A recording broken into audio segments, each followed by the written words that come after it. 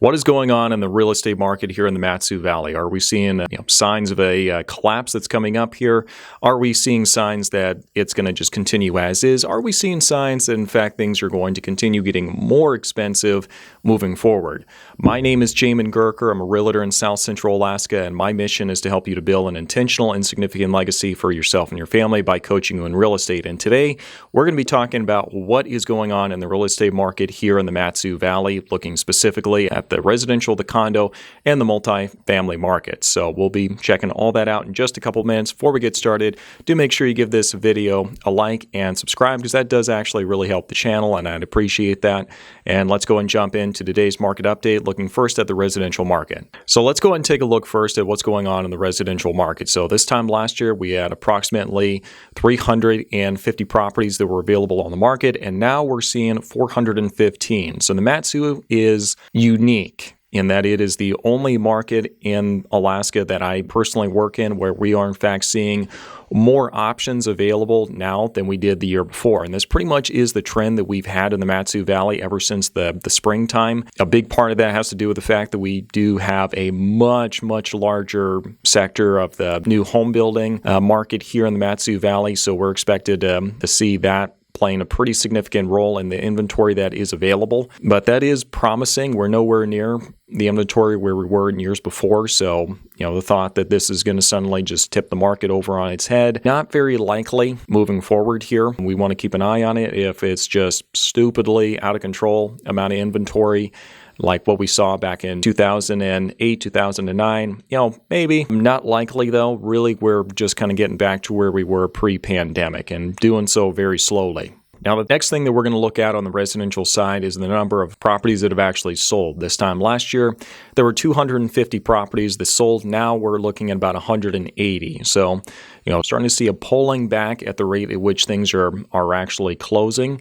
And I suspect that really has a lot to do with consumer perception, and we're starting to see that people are obviously pretty concerned about those interest rates going up. If that's something you're concerned about, feel free to reach out to me. I'd be happy to talk and actually see if we can find a good workaround for you so you can still get into a house and take advantage of the aggressive appreciation.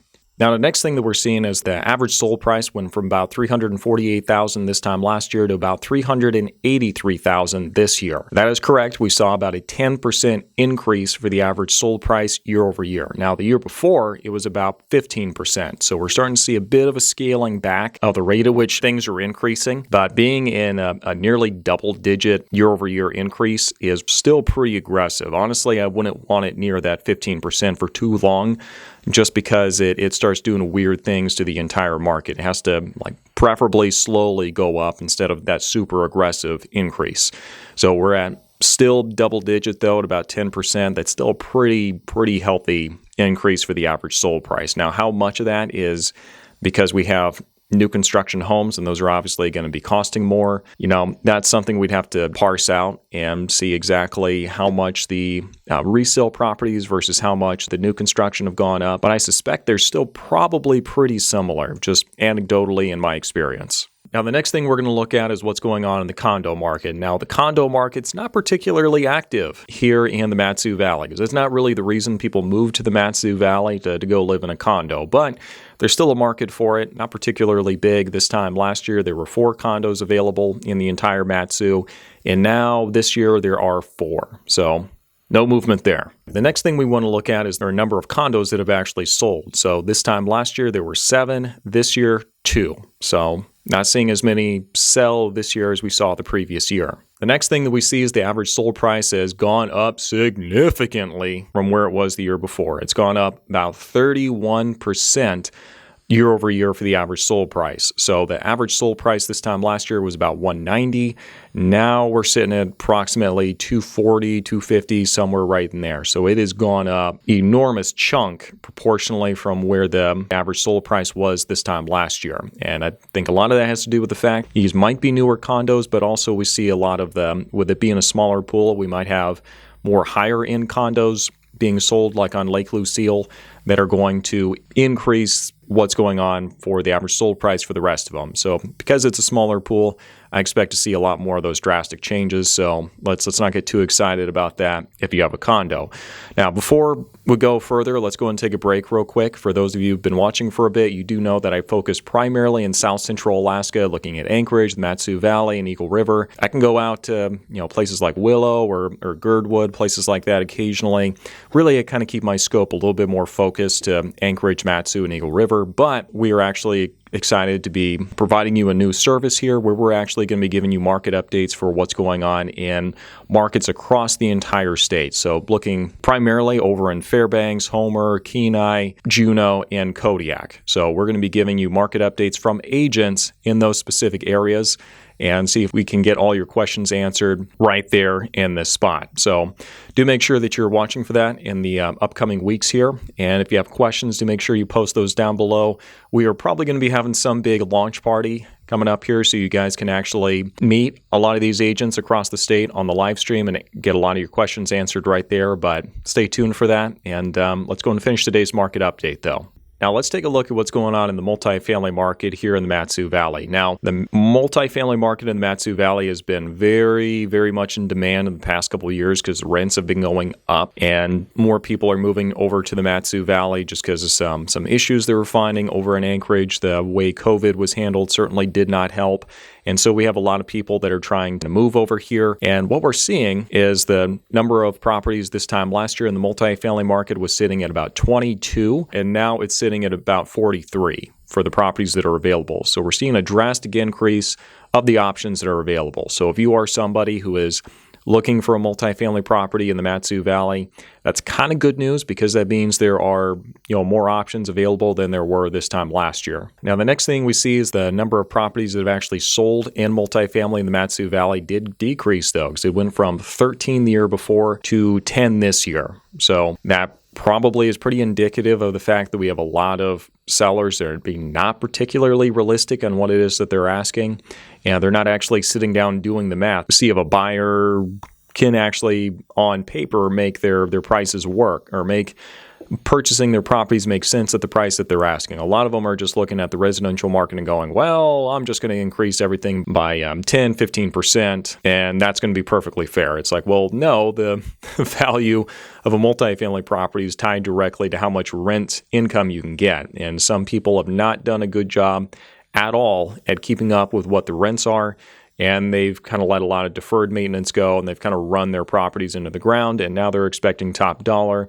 And that's kind of why you're seeing a lot of investors, kind of pass on some of the properties that are currently on the market.